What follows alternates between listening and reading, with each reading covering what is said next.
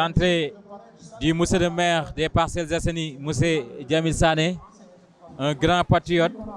Tey mu jox ñu festival des Parcelles Assainies ci li nga xam ne nag mooy FIAC PA festival international des arts de la culture des Parcelles Assainies ñu ngi ci le 1er ba le 7 lañ ko daal di def tey nag ñu ngi ci vendredi yamook 5 décembre 2025 mbokk yi xarit yi ñu ngi fii ci Parcelles Assainies alors di waxtaan ak ñi nga xamante ne mooy monsieur le maire de la ville de Dakar monsieur Abass Fall daal di ñëw ànd ak ki nga xam ne mooy monsieur le maire bu Parcelles Assainies mu ngoog Jamil Sané ànd ak monsieur Abass Fall Khadija Mahécor di jàmbaar bu Pastef moom itam ñoom ñëpp ñu ngi noonu alors comme drapeau Sénégal mu ngi ci kaw macha allah la délégation également est là parmi nous ce soir pour vécu également ces moments forts ces moments exceptionnels yi nga xam ne dañ koy daal di am waaye ci kàddu gi yéen a ngi dégg doyen Abdoul Aziz bu TMS TV moo nekk le maître cérémonie comme ni ngeen ko xamee mbokki xarit yi ñu ngi leen di ziar cadre yaa ngoog ñoom ñëpp ñu ngi nii voilà comme ni ngeen ko gisee ñu ngi nii ñoom ñëpp gaa yaa ngoog Fankar yaa ngoog ñu jël la de AG ndeysaan ñu jëli leen su ko defee Fankar yaa ngoog ñu mën koo jël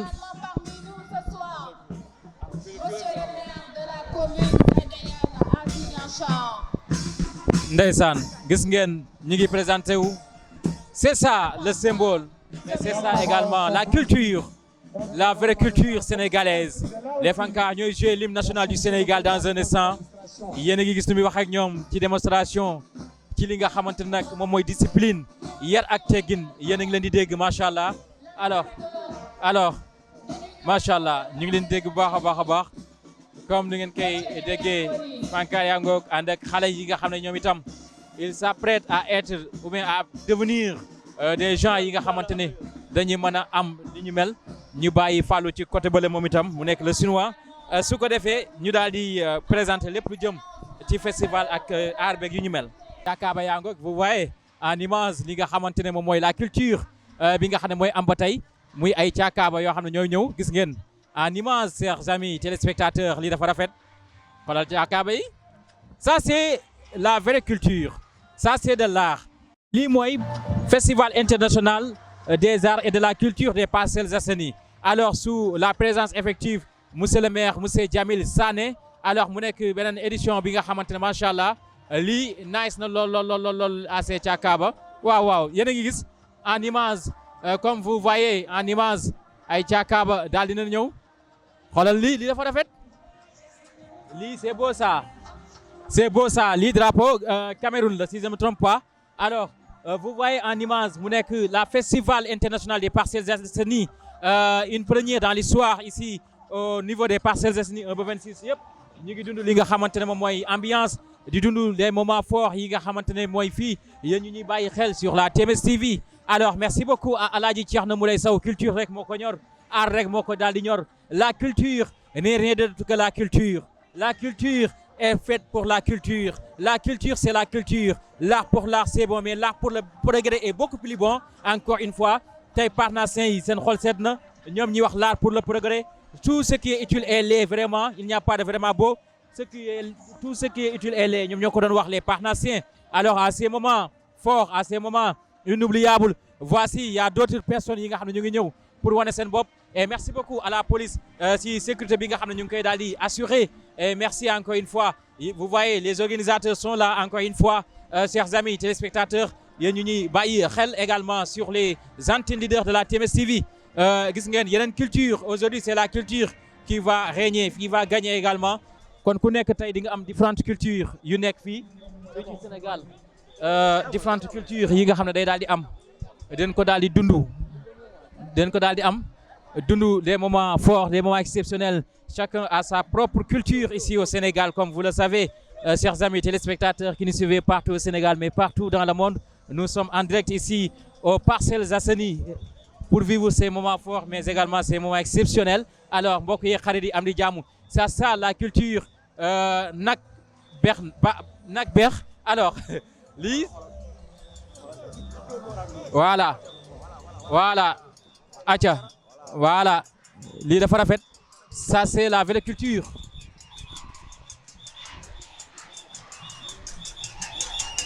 Alors ça c'est la culture Dioula xel dem ca Casamance ñu leen di ziar bu baax a baax a baax c'est ça la culture ndeysaan Casamance Adéane village ñoom ñëpp ñu ngi leen di ziar c'est ça la vraie culture mu nekk culture Dioula alors ñu ngi leen di jaajëfal baax a baax comme vous le savez chers amis ndeysaan lii c'est fort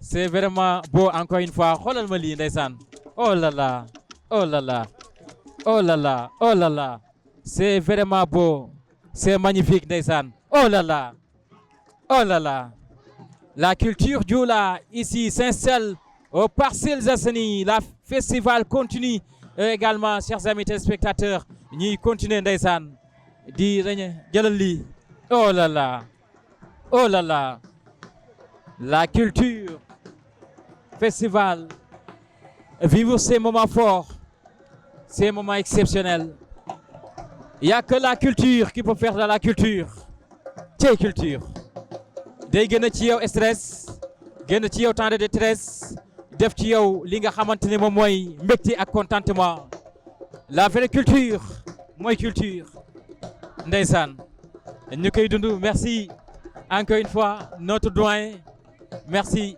ndeysaan oh là là lii rafet na waay AG Prod baam nga écranière yow arrière macha allah ndeysaan oh là là cub jooy na cub dekki na oh là là cub dekki na cub dekki na cub dekki na cub dekki na cub dekki na waaw waaw lii rafet na waay voici les organisateurs c'est ça les organisateurs de cet grand événement oh là là c'est beau ça et c'est magnifique encore une fois c'est beau ça la culture des Parcelles Assainies machallah c'est beau ça hein alors c'est beau ça ñeme ko mu gaaw aca ñu daal leen jël ñoom itam les organisateurs sont là assez pour ñu ñuy bàyyi xel ñoom itam ndeysaan c'est beau ça mu ngi nice c'est la vraie culture mu ngi nice machallah alors mu ngi daal di nice waa JBS yi ñoo nekk ni ñu ngi leen di kontaane ñoom itam yor lépp lu jëm ci organisation bi ju leen di bëggee JPS waa JPS alors ñoom ñoo yor lépp lu jëm ci wàllum organisation bi ñu ngi leen di jaajëfal bu baax a baax a baax ñoom jeune Parcelles Assainies yi itam yi nekk fii ci Sénégal ñoom la ñu daal di représenter alors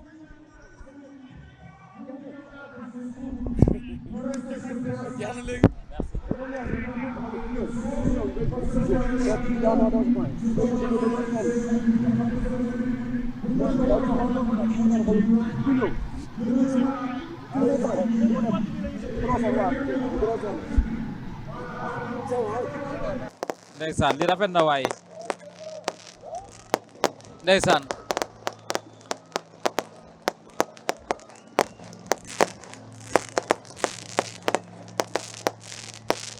ndeysaan li rafet na waay waaw waaw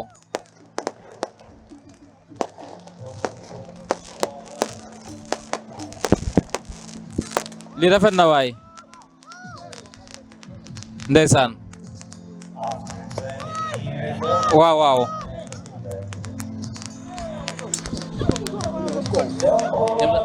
dale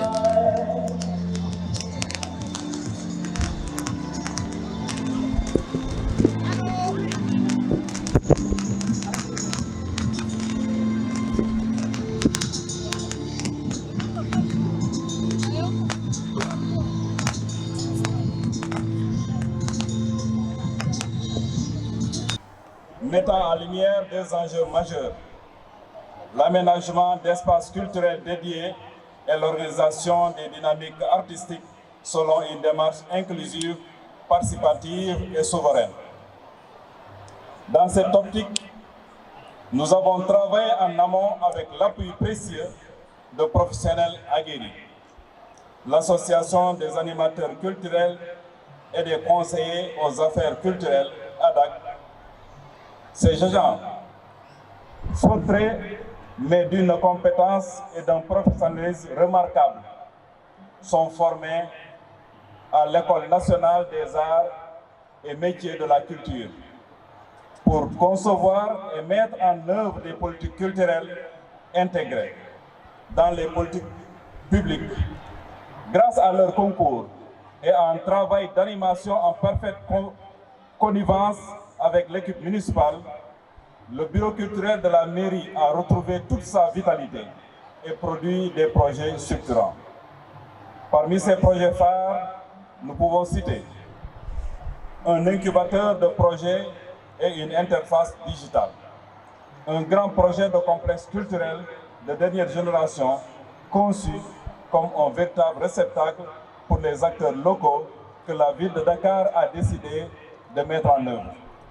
Il intégra une salle de spectacle aux normes internationales ainsi que des ateliers de création dédiés aux arts visuels, au cinéma, à la danse, au théâtre et à la musique. Sur le même principe, un projet de complexe socio-culturel sportif incluant une médecine de sport est en développement en collaboration avec la CAPES et la ville de Dakar dans le cadre d'un partenariat public-privé. Pour amorcer concrètement cette politique, nous avons intégré à la 3e édition du FIAC PA des formations destinées aux jeunes dans des domaines porteurs. Les formations au métier de la culture, le jeu d'acteur, la mise en scène, la prise de vue, la prise de son et technique. Ces stages se déroulent avec succès depuis l'ouverture du festival. Toujours dans cette volonté d'inclusion, nous avons initié un concours de dictée pour tous et de mathématiques, mais aussi d'autres ponctuelles initiations des enfants aux arts plastiques et à la musique sont au programme. Fait marquant, ces ateliers déboucheront sur une exposition d'art visuel et une restitution sous forme de fanfare communale dont les enfants seront les maîtres d'œuvre.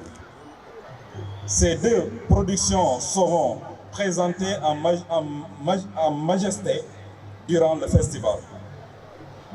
Précisons que pour cette 3e édition, nous avons l'honneur d'accueillir la République tchèque en tant que pays invité d'honneur. Toutes nos actions s'articuleront autour d'un thème central, la diversité culturelle, levier stratégique pour le développement des industries culturelles et créatives.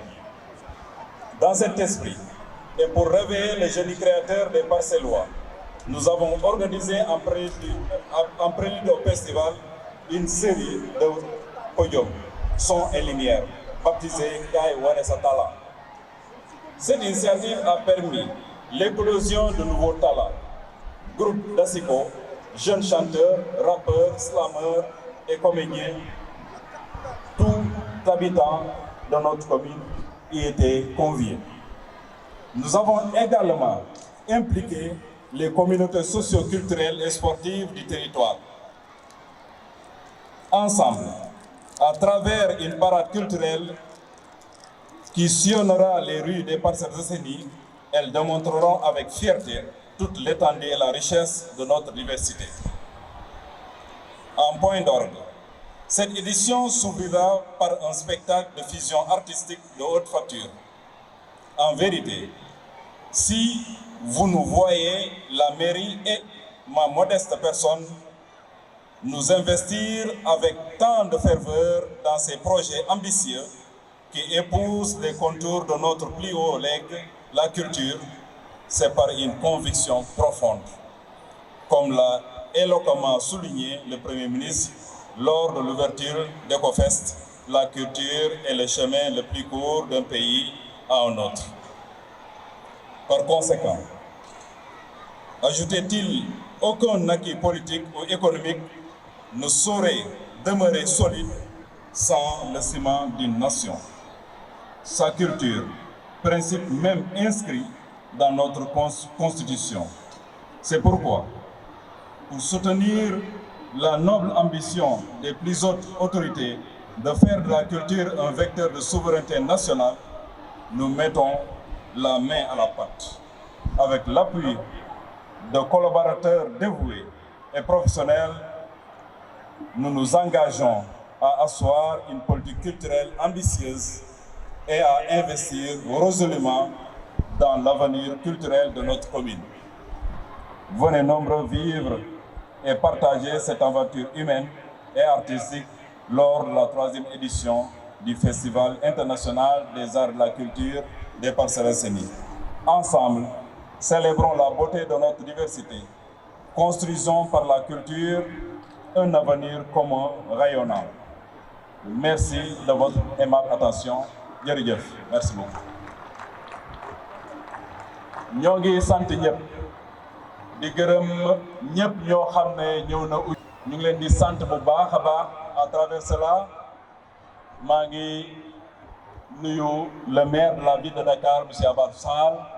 Malgré son emploi temps serré, il a tenu à assister, à honorer par sa présence aujourd'hui ici au niveau du stade Birane Ly des Parcelles Assainies. Di nuyaale tamit mes collègues maires qui sont là.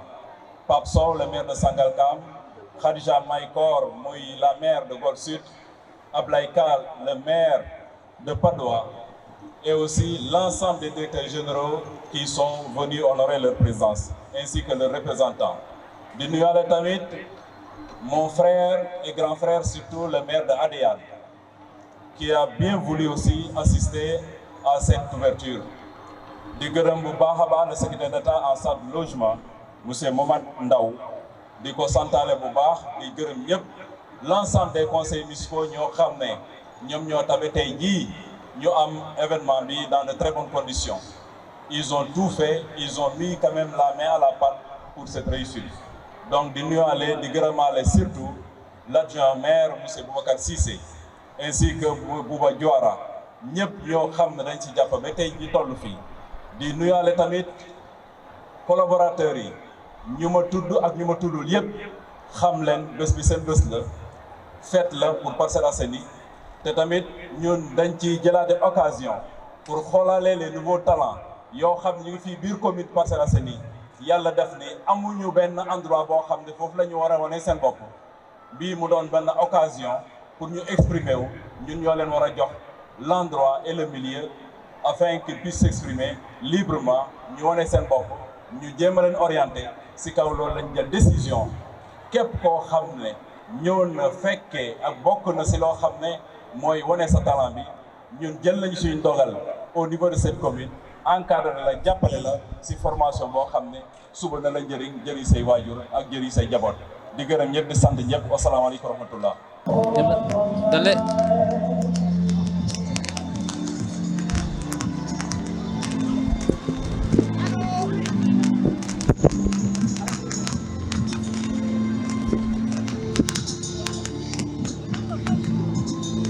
ayca ba tey comme ni ñu ko waxee rek dañ leen di wanaat lépp lu jëm ci wàllum culture bi rafet na waaye Joola yi toog macha allah li rafet na de soxna si maa ngi lay nuyu.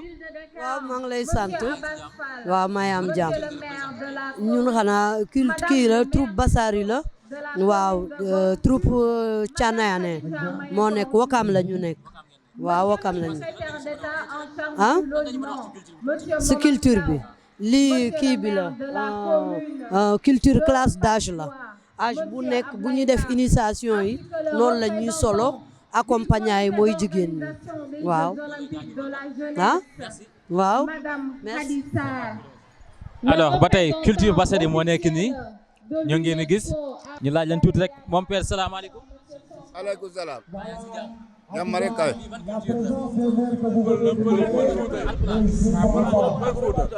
ay Pël Fuuta waaw.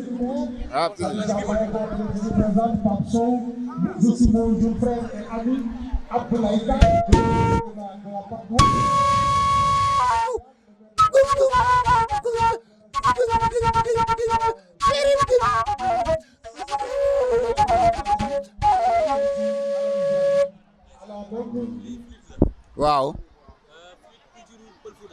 waaw bii cosaan la waaw woni original tambi mooy cosaan li filiti yëpp lii mooy cosaan waay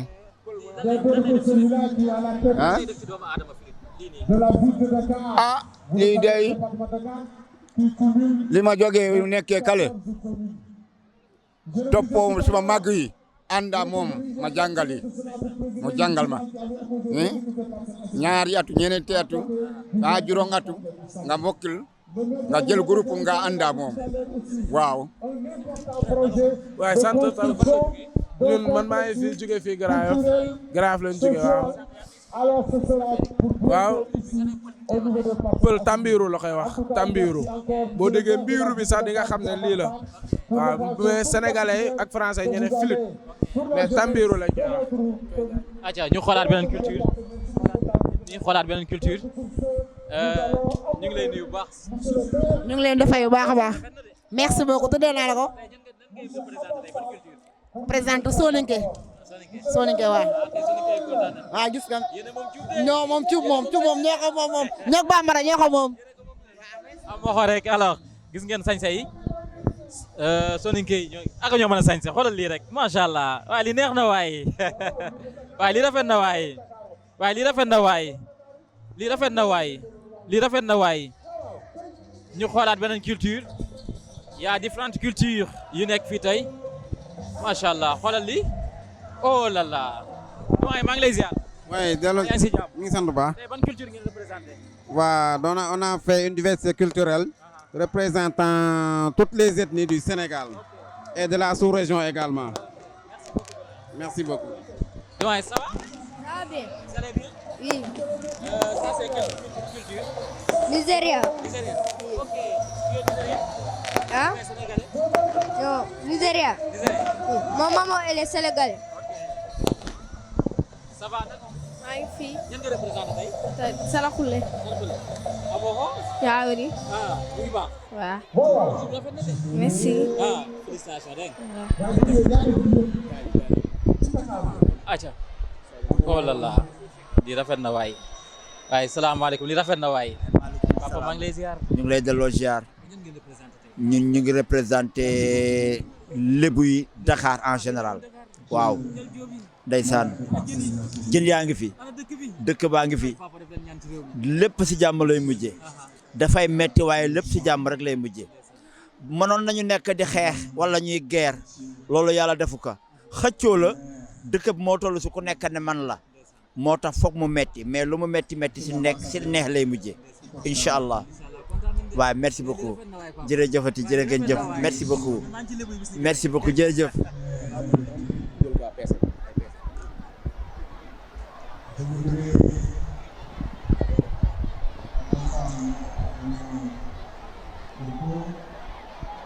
Commencer d'abord par féliciter ceux qui ont choisi Dakar donc pour abriter cette importante activité. C'est donc dans cette même dynamique, dans cette même veine que nous pouvons aussi inclure cette activité culturelle organisée par les Parcelles Assainies et principalement par le maire Ababacar Jamil Sané. Donc, je disais tout à l'heure, les Parcelles Assainies, comme Dakar, est une ville cosmopolite et elle constitue pour nous une belle synthèse des peuples d'Afrique, mais aussi des peuples, donc, entre guillemets, du Sénégal.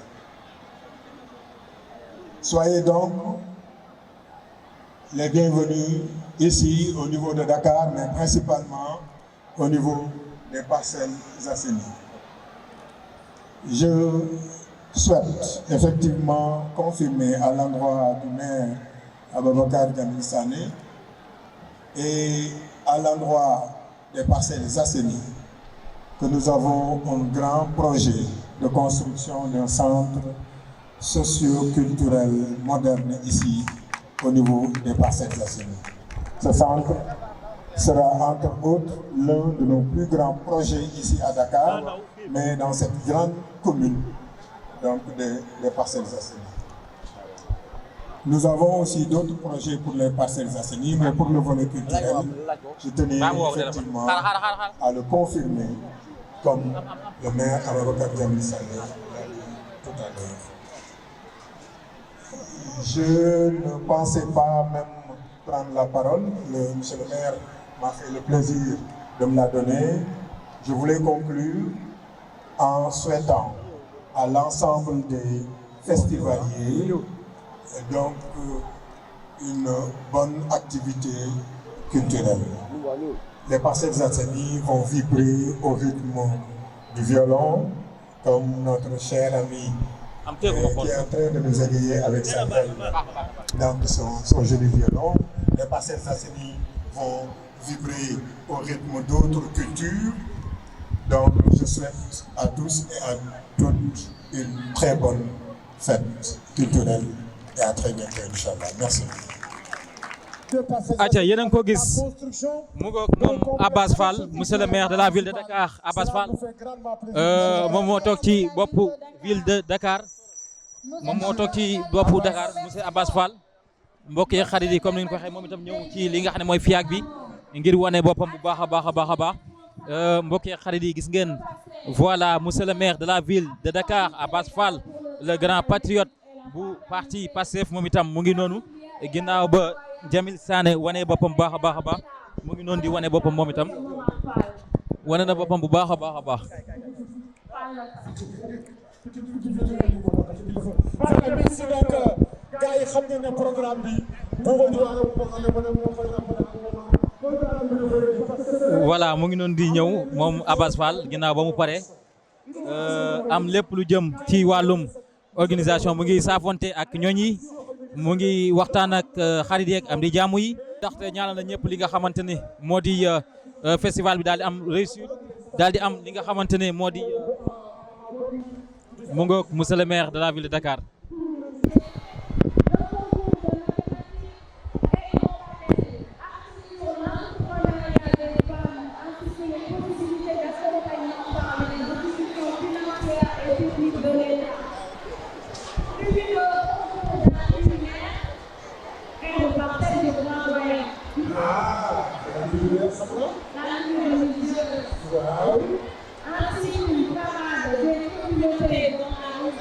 Tout à l'heure.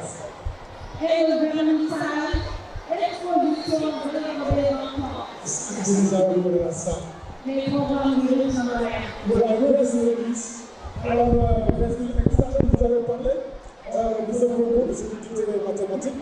Alors, c'est l'occasion aussi de féliciter les surtout les lauréats. Les lauréats, alors qu'ils vont recevoir une section tout à l'heure. Alors, grâce à la volonté de Michel Lebrun, et ça va faire partie du programme. Alors, par là, nous allons compter tout à l'heure à la performance de l'artiste de la République tchèque, suivi maintenant de la commission de son Excellence, Monsieur l'ambassadeur de la République tchèque, Monsieur Pavel. Mais avant, permettez-moi également de lui transmettre vos applaudissements pour l'ambassadeur de la République. L'ambassadeur de la République tchèque mooy daal di ñëw pour faire son allocution moom itam.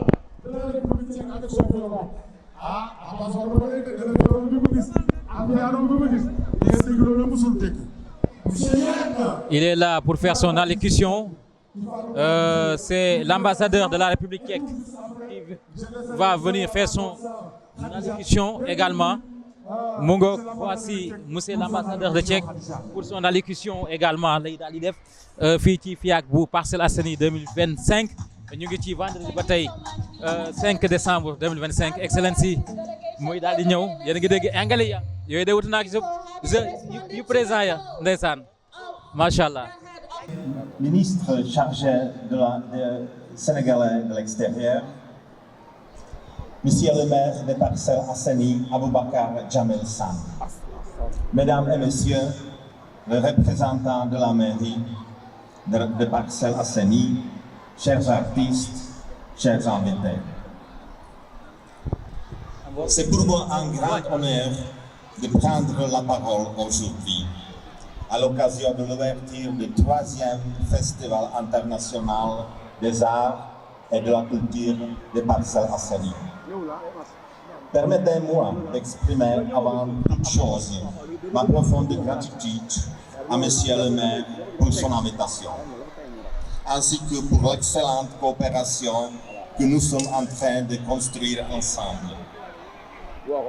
Je suis très heureux que la République tchèque est le pays invité d'honneur de cette édition du festival. Ces gestes témoignent de la confiance que vous nous accordez, mais aussi de la conviction que nous partageons. La culture est l'un des plus puissants moteurs de rapprochement entre le peuple. Elle unit, elle inspire, elle ouvre les chemins nouveaux, là où parfois des mots ne suffisent pas. Le partenariat entre le Sénégal et la République tchèque est ancien, respectueux et en constante évolution. Aujourd'hui, il s'enrichit d'une dimension culturelle qui ne peut pas qu'approfondir notre compréhension mutuelle. Mais la culture n'est pas qu'un début. Avec M. le maire, nous travaillons déjà à développer de nouveaux axes de coopération, qu'il s'agisse de projets institutionnels, éducatifs, économiques et communautaires. Car le véritable partenariat, celui qui s'inscrit dans la durée, se construit dans la diversité des échanges et la complémentarité des initiatives. Je voudrais également remercier chaleureusement la société Afrépoli, notamment mon compatriote, M. Wojciech Bili, dont le développement a permis la participation tchèque à ce festival.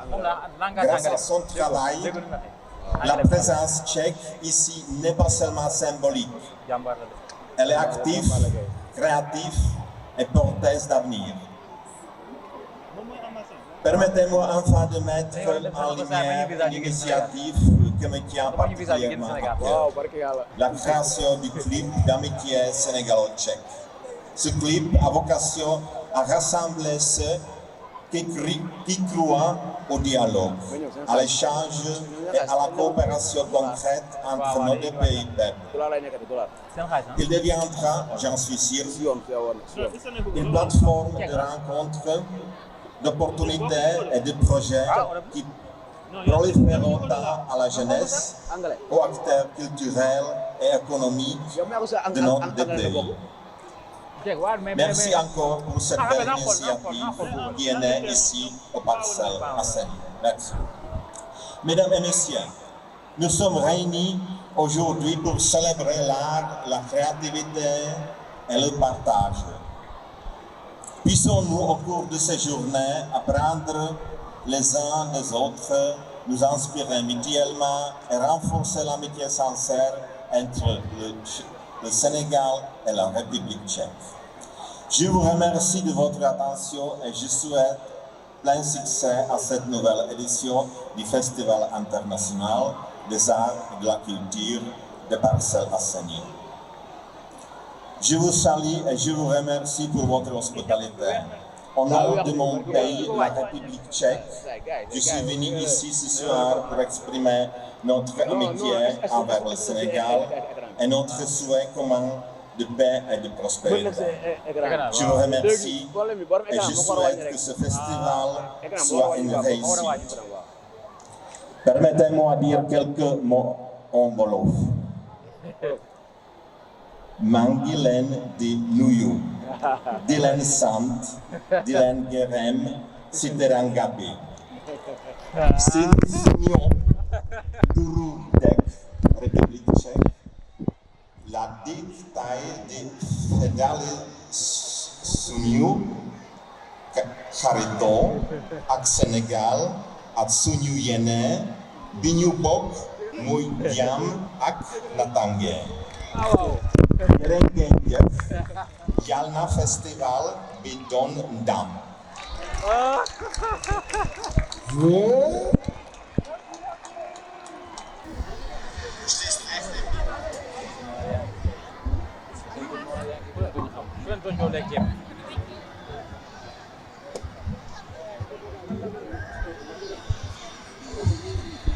Ça va, salaamaaleykum. Waaleykum salaam. Lay ziar. Delloo nañ la ziar bi. Animation nga représenté tey. Boobu naan Verve Daaw. boo fi naan fier ba daaw. bu ngeen doodu lekk ceeb de. ah non dañoo lekk ceeb duñ. discipline bi ak yar bi lan la. waa gëm sa bopp rek discipline bi moom discipline bu maanaam si arts martiaux yëpp la ñuy wax sax waaw arts martiaux yi moom dañuy former nit ñi ci yar ak teggin ak xam jox cër mag ak comment dire ak yar ak teggin daal moom la ñuy gën a veiller que entraînement yeeg pied-point yeeg yooyu yëpp sport de combat yi moom la ñuy kii waaw waay. maaleykum salaam ça va. discipline nga représenté tey. taekwondo. waaw. yéen it ku ngeen mbéj ku nekk rek du lekk ceeb comme ni ma koy waxee maa ngi leen nuyu bu baax a baax tey lan moo waraloon teewaay fii ci festival bi. waaw teewaay fii ci festival bi dafa nekk ñu nekk ay doomu Parcelles dëkk Parcelles Assainies di pratiquer le taekwondo ici au Parcelles di représenter tamit benn association bu ñuy wax APAM association des pratiquants d'arts martiaux des Parcelles Assainies que je suis le président. xam nga moo tax tey ñu ne comme y a un festival le maire nous a invité ñu ñëw tey teewal fi toutes les Boudakois du monde entier. merci beaucoup. chef maa ngi lay ziar. waaw ñu ngi ziar wér. discipline nga représenté. Kung Fu la ñuy représenté. la ma wax rek ku ngeen doodu naan fondé yéen mais yar gi ngeen def ci xale yi lan la. waaw arts martiaux li ñuy wax rek développer le corps et l'esprit xel mi la ak yaram mais pas pour se battre mais on se défend aussi nag waaw loolu moo tax a jug aar mais pas pour se battre dañuy défendre rek waaw loolu la ñuy def si xale yi ak éducation ànd ak éducation sport waaw loolu rek la ñuy def si ñoom quoi. merci. maa ngi lay fay sëñ bi. le Kung Fu. waaw. yow moom lu ma lay laaj mooy naka ngeen di def pour défendre jigéen ñi ndax lan ngay wax jigéen ñi pour ñu ñëw nga mën leen a défendre. waaw bon ba loolu damay présenté wu d'abord man la Koumba Sall di présidente commission féminine bu APAMPEA en même temps ceinture noire première dan de Kung Fu di licence en master droit li may mën a wax mooy ci sport bi mooy dafa am nekk sport boo xam dafa am solo non seulement da lay mën a permettre tey fépp fooy dugg fépp looy def looy entretenir looy entreprendre da lay mën a tax a dem ca kanam donc ci côté jigéen dina tax ku jigéen ki mën a défendre parce que dañoo gis que ni actuellement nii violence ñoo bëri surtout violence conjugale yi mais loolu yëpp mooy lan mooy que sport dina tax soo maîtriser li lay jàngal di nga mën a défendre ba nga xamante ne yow lépp luy violence lu coup bu ñëwee ni ko mën a moytu waaw. ñu jël karatéka bi su ko defee ñu daal di dem alors chef maa ngi lay ziar. maa ngi delloo ziar sant yàlla baax a baax. yow yaa représenté waa karatéka yi. oui ñun ñëpp ñu ñëw gaay ah. waaw ñu ngi delloo ziar. yar gi ngeen def ci xale yi lan moo ko waral ci discipline. waaw xam nga chaque fois dañuy wax ñi nga xamante ne dañu topp la voie du budo xam nga souvent boo déggee les arts martiaux tels que le karaté kung fu nangam souvent pour ñoom dóorante bi rek moom lañu jàngale mais ki nga xamante ne dafa xam lan mooy discipline loolu rombee ci mbedd mi doo laaj ba xam karaté ngay def wala taekwondo wala nangam xam lu may laaj ban discipline moom ngay def dafa am ay valeurs yoo xamante dañ koy inculquer ci xale yi mu doon ay valeurs yu noble yoo xamante ne suñu cosaan ak suñu aada loolu la ñu digal. tey lan moo waral teewaay bi en tant que ay doomu Parcelles ci festival naka ngeen ko gisee. waaw lii nag dañ ko saluer parce que vraiment le maire Jamil Sané li mu def nii c'est à saluer et que lu ñu war a encourager la mu war di continuer ndax li c'est pas évident yombul boole toutes les disciplines boole tous les arts martiaux boole les artistes aussi tamit. xam nga ak club fitness yi ak ñi def ay jéembe ay théâtre loolu c'est pas évident pour nga dajale leen ñoom ñëpp ci benn takkusaan donc vraiment le maire li mu def ni moom vraiment mention spéciale merci beaucoup. jërëjëf tey plaisir la ñu daje ak yow ñu ngi lay nuyu bu baax. maa ngi leen di nuyu bu baax di sargal ñëpp aussi. maa ngi si jàmm public bi na mu nan la de. waaw mais maa ngi nii ñëw naa. nekkuma fi woon mais ñibbisi naa. waaw ñëw naa. lan lañ mën a xaarandee saa bi. waaw lu bëri mais maa ngi kontaan ci festival bi nga xamante ni monsieur le maire mi ngi ko initié mu nekk 3e édition ñu ngi ñaan yàlla mu continuer ñu ngi fi te dinañ leen accompagner incha allah.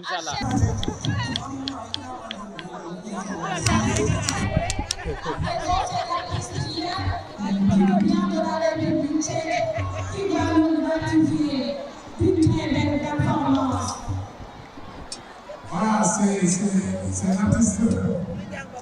Yann. Il a réfléchi à des artistes à ses instruments. Mais Khadija, tu n'as jamais écouté de la musique tchèque. Je n'ai jamais eu cette expérience. Tu vas l'écouter ce soir sur le français. Et je suis sûre qu'il y a...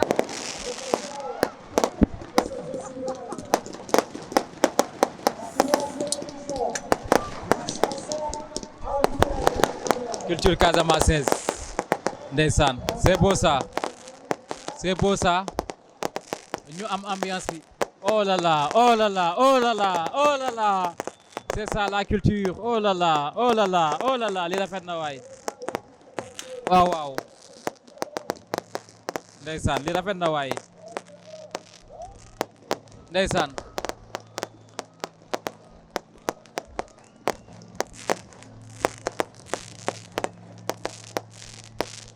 ndeysaan li rafet na waay waaw waaw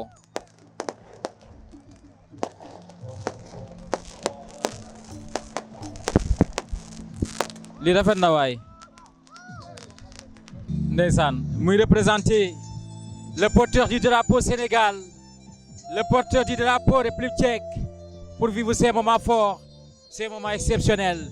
Si vous venez de nous rejoindre madame, messieurs, nous sommes ici en direct au stade Parcelles Assainies pour vivre ces moments forts pour vivre ces moments exceptionnels. C'est beau ça ndeysaan li rafet na waay li rafet na waay li rafet na waay machallah oh là là ndeysaan li rafet na waay oh là là di symboliser ay jàmbaar bàkk ay jàmbaar di symboliser ay jàmbaar machallah c'est ça la culture c'est ça la culture oh là là drapeau ba flotté na ñu bàkk jàmbaar l'histoire retiendra Alboury Ndiaye la Diop Ngone Latyr Diop Serigne Touba Baye Niass oh là là Monseigneur Benjamin fu mu féete c'est beau ça le Sénégal a sa diversité culturelle lii neex na waa ci xol Don't pour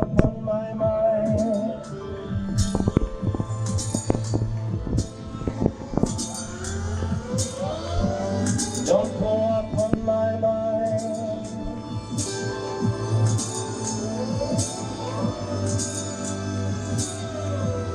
Don't pour upon my mind.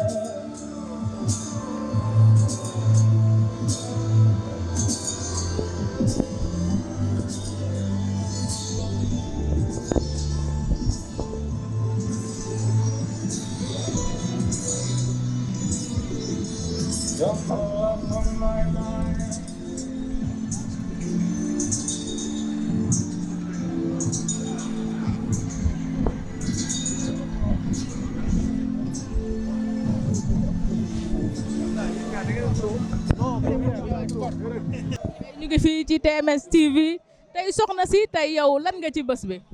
xanaa kontaan ni ci rek kontaan lépp monsieur le maire la moo ko woote commune de Parcelles ñoo ngi koy ñaanal Ababacar Jamil Sané lu mu mbébét bu nekk yàlla defal ko ci commune Parcelles Assainies lépp lu muy ñaan rek yàlla may ko ko ndax tey ñii amuñu ay fayom man mi agent la ci moom laay liggéey waaye sant yàlla rek ci maire bi ngay liggéey. waaw ci maire bi laay liggéey. tey initiation bu rafet bi lan moo ko waral. lu ko waral moom festival rek moom la maire la organisé léegi moom la ñuy jëmbal lii bés bi nii tey bés bi tey comme nuñ ko commencé bismillahi rahmaani rahim yàlla nañ ko jeexale alhamdulillahi rabbil alamin ci barke Seydina Muhammad sallallahu alayhi wa sallam.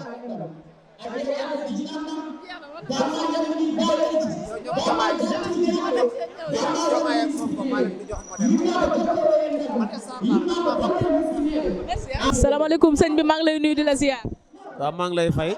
tey ñu gis la ak sa badge tey lan nga ci bés bi. waaw bés bi moom tey moom du bés bi tey la commencé bés bi moom fan yi yëpp ñu ngi ci mais tey moom mooy cérémonie officielle bi démb heure bi ñu ngi préparé suñu nuyu religieux fii ci esplanade bu mairie bi yàlla dogal na ñu réussir ko à 100% parce que démb moom vraiment toj nañu Parcelles. tey initiation bi fan la jóg. initiative bi mu ngi jógee ci monsieur le maire Aboubacar Jamil Sané ak le conseil municipal ñoom ñoo initié woon festival bi ren mooy suñu 3e édition ñu di ko def fii ci stade bi kon wax dëgg yàlla ngi def chaque année ñu ngi gis ne mu ngi gën di évoluer di gën di am solo et puis chaque année dinañu am ay innovation yu bees yuñ ci yokk ren nag bokk na ci yuñ ci yokkoon mooy kaay wane sa talent te gis nañ ci ay talent yu bari yokk nañ ci aussi nuit religieux mooy bi ma la doon wax léegi mooy bi amoon démb ak yeneen te bëgg nañu aussi déwén incha allah ñu yokkaat ci leneen parce que tam monsieur le maire dafa am vision bokk na ci vision mooy démb ñi nga xamante ñëwoon nañ doon participer ci nuit religieux bi ma cité turam sax muy Samboub nee na ko dem naa ci monde bi fu nekk mais c'est la première fois ma gis maire bu organiser lu mel nii te loolu yombul parce que nee na ko ñeneen maire yi bu ñu koy organiser dañ koy organiser comme koor jot rek ñu organiser benn conférence mais comme def ko façon bi mu koy defee nii loolu ko am vision moo ko mën te incha allahu rabbi chaque année day gën di yokk chaque année day gën a baax parce que tam wax dëgg yàlla première année bi métti woon na ay moyens la yu ndaw lañ ko defee woon ñu bëri sax jàppoon nañ ne duñ ko réussir mais yàlla dogal ñu réussir ko daaw ñu defaat ko réussir ko ren nag moom macha allah. troisième édition. troisième édition bi ren waaw ren moom macha allah te incha allah année prochaine suñu paree ci biir rek commencé préparer déwén incha allah. kon ñu ngi lay jaajëfal. Également du concours de mathématiques. Il s'agit de Elhadji Dramé de l'école 24. Elhadji Dramé de l'école 24. Ah, ça va faire vraiment plaisir. Il est allé voter au concours de mathématiques. Applaudissez Elhadji Dramé. Nous appelons également Mademoiselle Jacques Julie Faye, qui nous vient de l'école 19. Julie Faye. Troisième. Bravo à ces vaillants apprenants. Voilà, donc vous savez.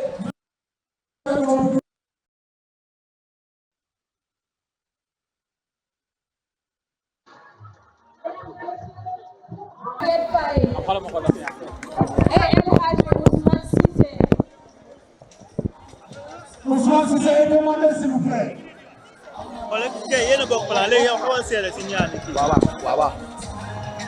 Ousmane Cissé. Nous appelons Ousmane Cissé. Il faut savoir qu'ici, C'est bon, bonne nuit, hein. des Parcelles Assainies. Monsieur le maire rétribue l'engagement des agents.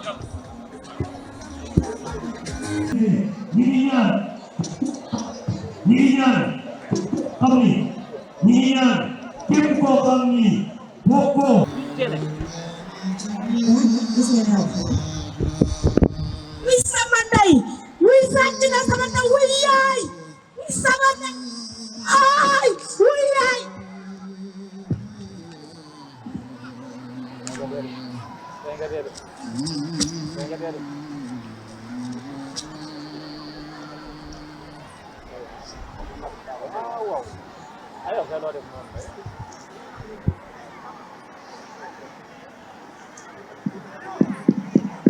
Yes.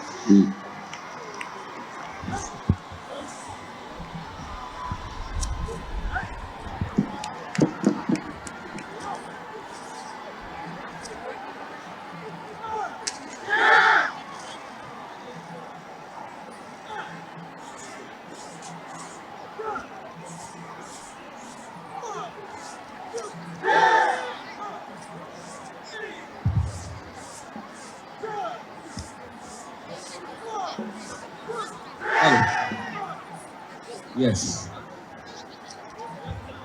Yes. Yes.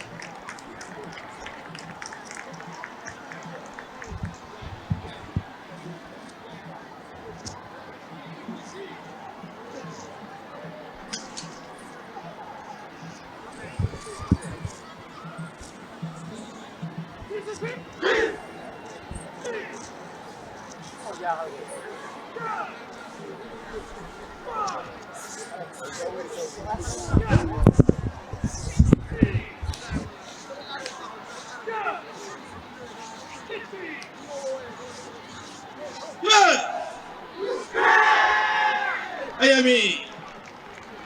Yasma. Hey. Merci.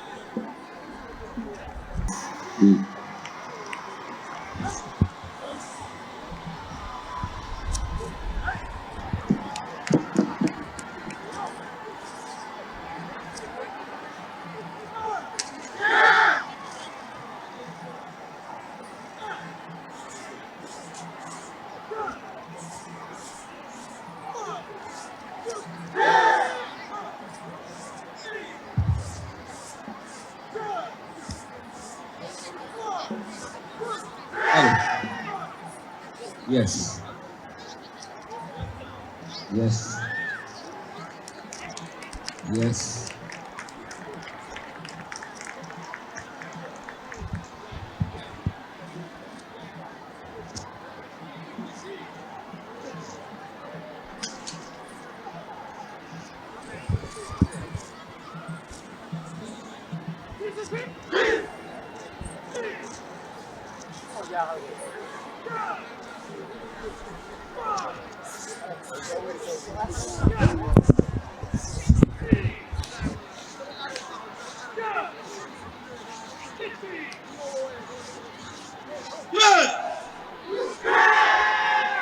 Ayami. Yes, man. Hey. Merci.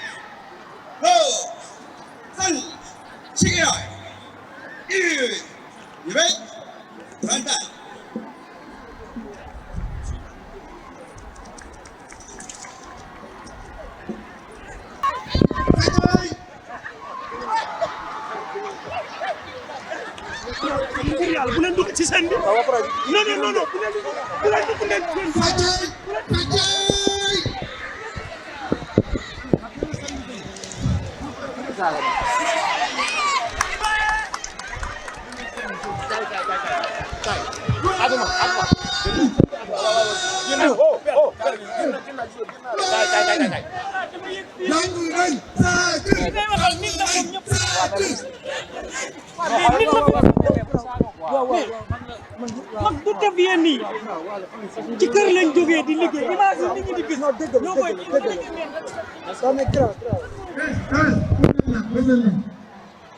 xam ngeen ni kii wax gox bi Parcelles kenn gisul ko fi sàcc kon kii daf ñoo rax léegi nag xam nga lu leen digal dañ koy jàpp yóbbu police ah non dafa déedéet wuyu ma dafa nànk sàcc boo ko jàppee doo ko dóor day am dëgg sa kaw bu nekkee yéen bëggoon leen mu dem police kon nga dañu waa tribunal la.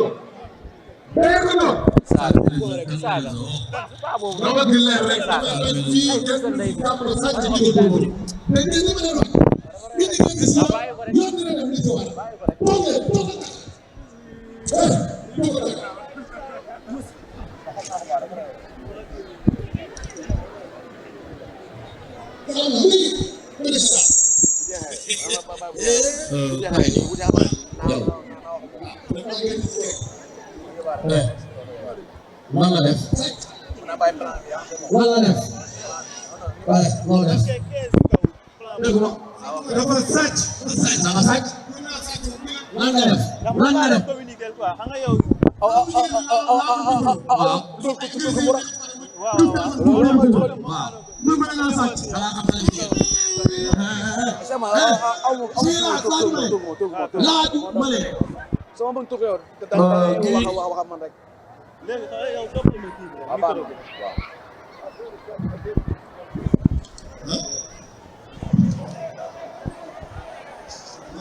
amin amin amin nangu leen ñaan amin amin ya rabbi amin amin amin amin amin amin amin amin amin di salah bukan ko doore ni koy gaañ di dafa am ay àndandoo ñoo koy sàccloo comme nag dafa am ay rab waaw dama bëgg ñu dëppal ko bu nga dëppalee dina bàyyi sàcc loolu ko yëgloo yéen ko déggandoo loolu yëgloo xam ngeen ni kii foog am lu war ci moom dëppal leen ko léegi nag dëppal leen kon dañu woo borom dëkk bi dëppal leen dama ne ana ñu woo borom dëkk bi borom dëkk baa ngi ne andi leen ma ko mu dëppal leen ko dëppal leen ko kii wéru segi ñaatu man ma ñay ngoole abu dafa baayu maar mati mayum ko dumar sama yum ko dumar wara mayum ko dumar segonya yayu may niir gamno fan nur yayu xarigi gamu njaane alemar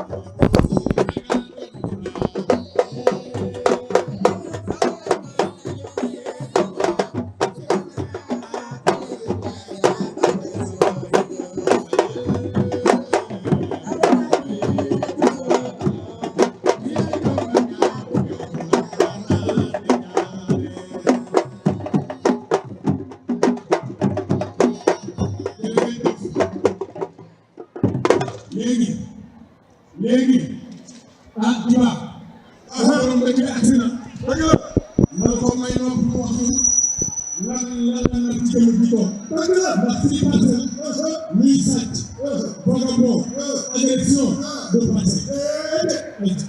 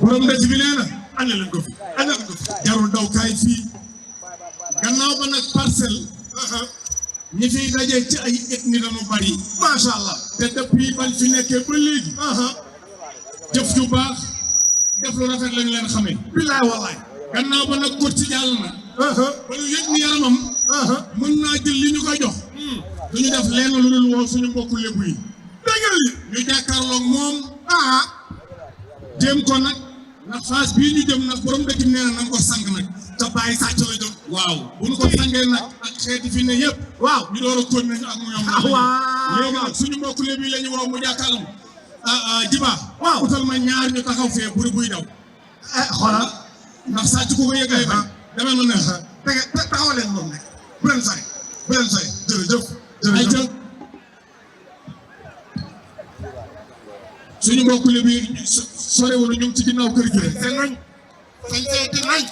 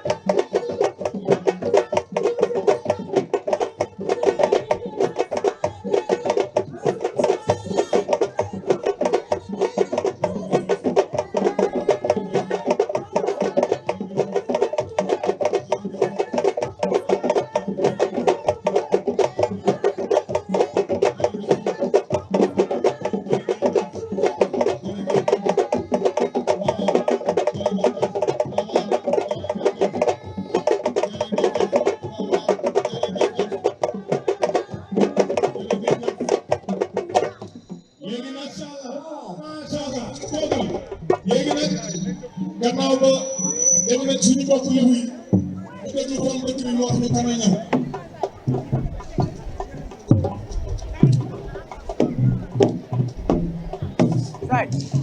léegi nag dañuy woo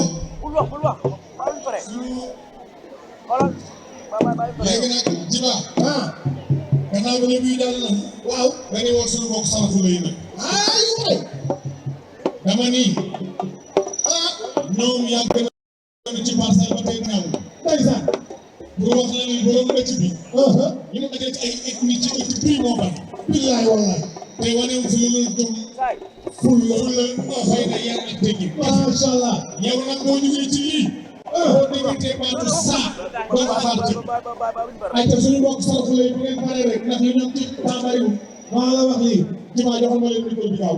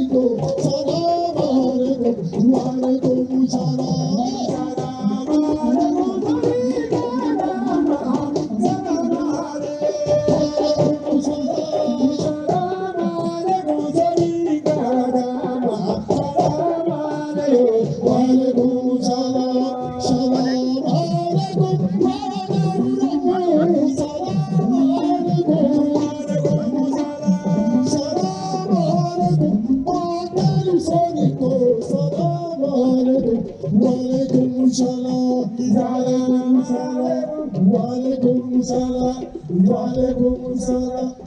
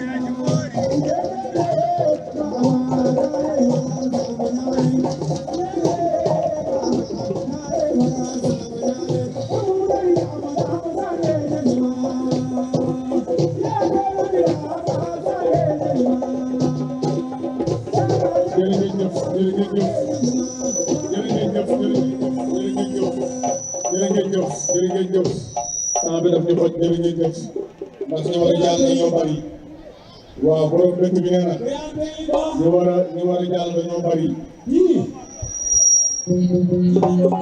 waaw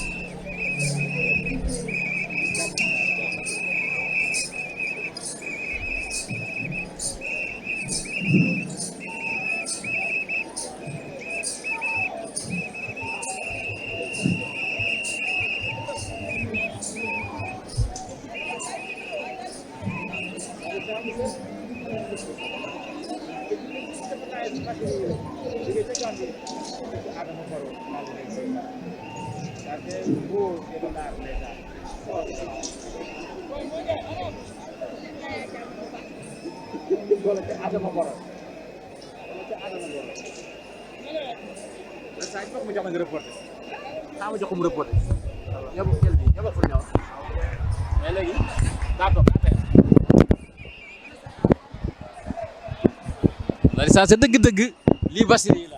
sa dëgg-dëgg Alaaji Alboury Ndiaye lii maa ngi koy mujjee gis ca jamonoy Yaya Jammeh sa dëgg-dëgg lii rafet na ma ne ko c'est de l'art. c'est de l'art c'est la culture lii moom man ko mujjee gis ci Adama Barrow lii Bassirou jógee ci Gambie ñëw wane seen bopp ci culture kon Parcelles y a tout ñu ngi ci festival bi nag li nga xam ne mooy festival international des arts et de la culture bu Parcelles Assainies ren nekk 2e édition tey nag di vendredi yam ak 5 décembre Larissa lii dafa rafet Bassirou yi gis nga sàcc yi moo ngi toog ba léegi ndax da doon jéem a sàcc waaye boobu ba léegi nag mu ngi bëgg a dee.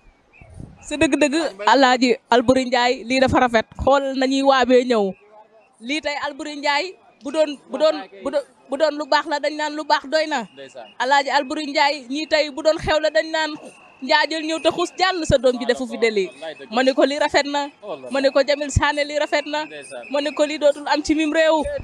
wallaay dëgg la xool sedd na yaram daw na yax des Larissa Bassirou yaa ngoog kon nag ñu dund culture dund cosaan ndeysaan flûte boobaa nga doon di fuur ngay dégg waaye tey gis nañ fi gaynde yi gis nañ fi sàcc bi tey déggal yuuxu ya nga ne baadu ñoom baadu ñoom mën na la du ñoom ñi ay mbokk Adama Barrow leen ñii suñu mbokk Gambien la ñu nag ñoom buum moo tax suñuy diggante Larissa su ma la gisee da nga may daal di cuq moo tax da nga may maas sa maas géema maas moo tax ma yëngu.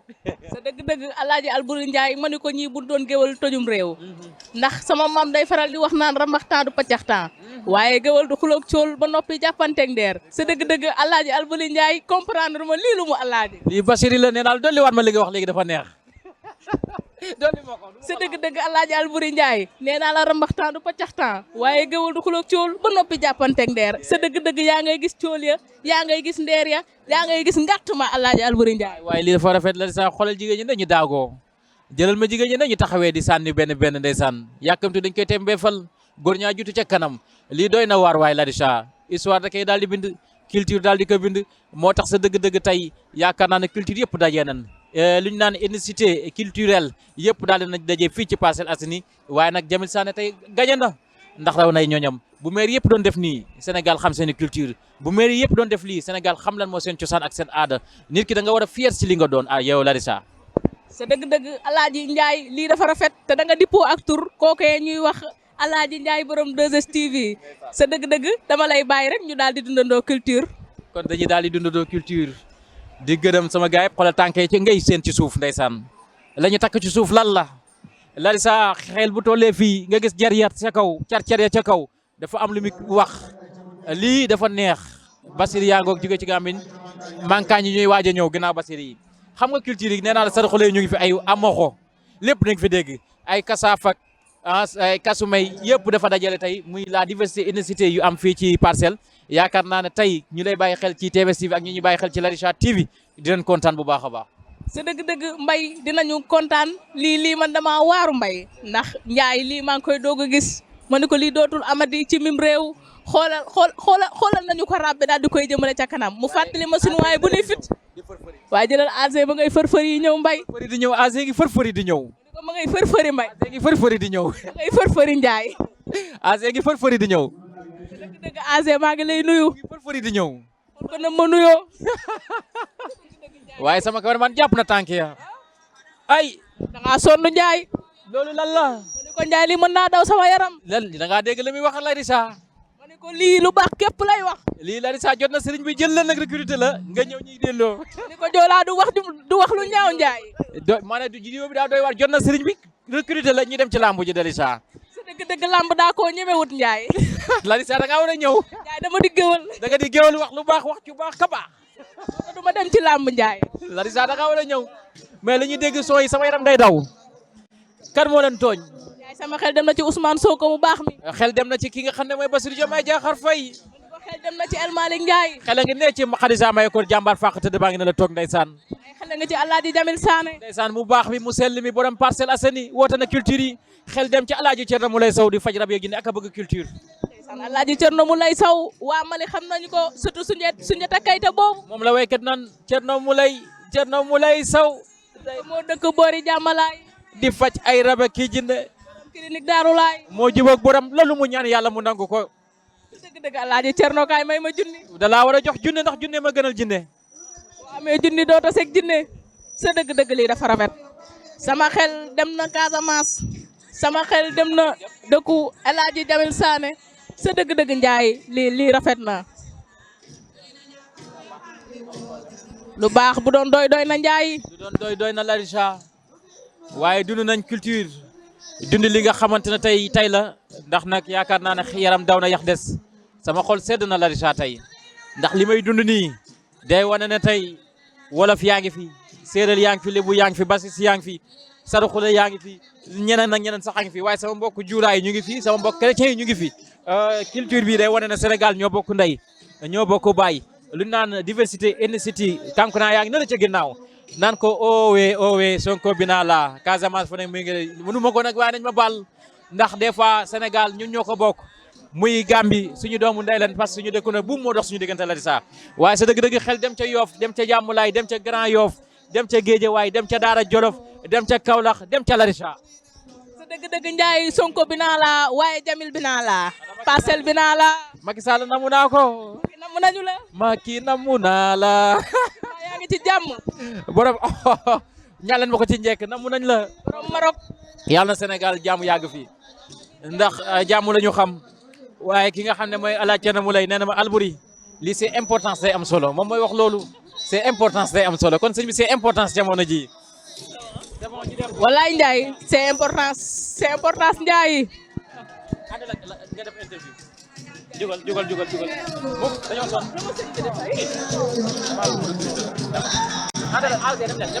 ay million laay fay la Ndiaye. attends. kii nee na sama la téeméer. ok.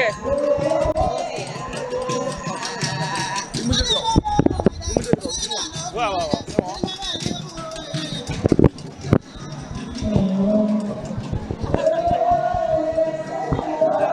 sa dëgg Ndiaye naa dina ma dàq.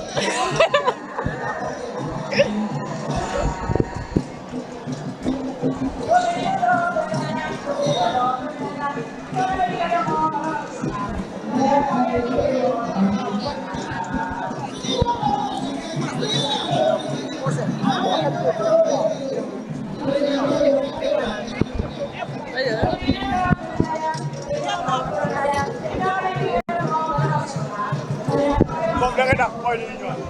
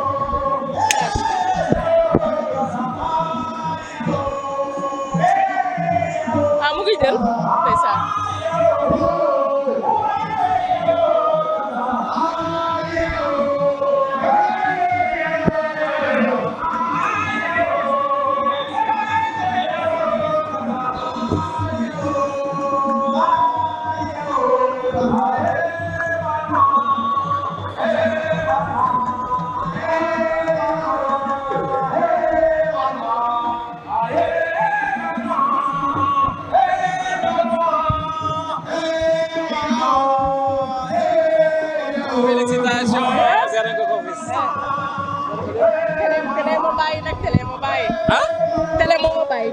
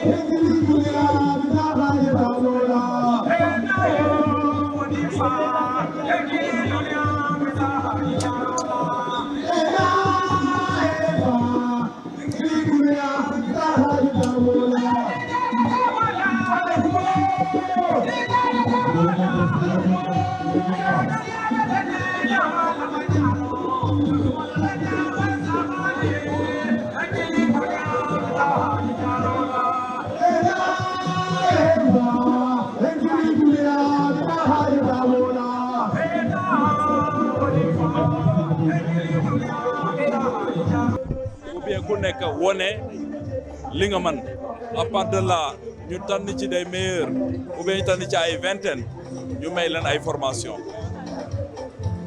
lii dañ ko def pour ku nekk mën a gis sa boppam si activité bi ngay nekk moo tax ñu début tamit benn foire boo xam ne depuis le premier la commencé jusqu'au 7 loolu tam pour groupement famille ñoo xam ne dañu nekk si transformation de produits céréaliers ñu mën na ñoom tamit wone seen man-man beneen bi ñu def tam benn panel boo xam ne muy DER muy FONGIP muy ñeneen ñoo xam ne institution lañ ñu ñëw wax exactement luy seen liggéey ak tamit lan mooy seen njëriñ ci askan bi femmes yi ñëw ñëpp ñëw effectivement déglu leen ñu am ci xam-xam mën a tamit présenter seen i projet ñun nag suñu liggéey mooy accompagner les femmes moo tax ñu institué lii nag mbiru festival la mais c'est pas uniquement le côté festif mais dañ ci ànd yeneen innovation xale yoo xam ne à part panel bi xale yi tamit ñu mën a jàngale ñu mën a njëriñ seen bopp suba mais foog nga am formation fii jot nañ ci am quelques jeunes jàngal nañ ne à part de là tamit am na xale yoo xam ne vraiment ay xale primaire lañ nekk jàngal nañ leen art plastique de sculpture yooyu yëpp si biir foire bi la bokk si biir festival bi la bokk mais festival bi ren ji wax dëgg yàlla y a une évolution bu am solo si fànn yëpp moo tax vraiment maa ngi ciy sant yàlla bu baax a baax tey gis naa ni tamit artistes yu bëri nañ ci gis seen bopp parce que mbiru maire mbiru commune bi la. mais tey ñu gis culture bu nekk ñëw wane boppam boobu tamit lan nga yëg.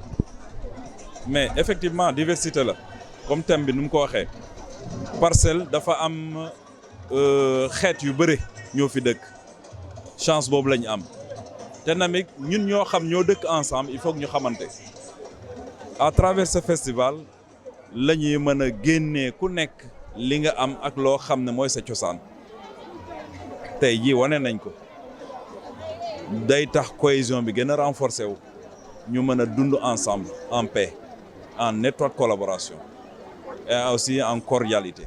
mais tey aussi ñu nemmeeku say naataango ci wàllu politique ñëw wuy si ci bés bi nga xam ne woote nga ko ànd si ak waa Parcelles yëpp loolu tamit ban appréciation. waaw xanaa sant yàlla maire Dakar ñëw na fekkee nag te ubbi na ko te raison pour am loo xam lu mu annoncé lu gën a am solo te artistes yi yëpp ñu dëkk Parcelles ñu ngi koy wax mooy centre socio-culturel amuñu ko tey jii annoncé na ni incha allah nañ tabax benn centre bu mucc ayib au niveau des Parcelles Assainies pour jëmmal artistes yu fi nekk parce que képp koo xam ne ngi artiste loo bëggee produire da ngay génn hors parcelle dem defee ko feneen te c'est normal ça fait partie de l'une des communes les plus grandes de la ville de Dakar et aujourd'hui cette attrayance boo xam ne am nañ ko te artistes yi nekk fi bëgg a wone seen bopp mais amuñu milieu buñ koy def amuñu tamit endroit buñ koy def tey yi suñ leen annoncé ne dañuy def benn centre socio-culturel sérieusement mbégte la ñu àndal te tamit man dam ciy kontaan en tant que édile de cette commune di ci sant yàlla bu baax a baax di ci gërëm le maire de la ville de Dakar si initiative bi ak tamit jàppale boo xam bëgg na jàppale jeune Parcelles Assainies bëgg na jàppale tamit la commune en tant que tel merci beaucoup. Merci beaucoup. On se donne rendez-vous à demain. Inch'Allah, demain c'est le concert, n'est-ce pas?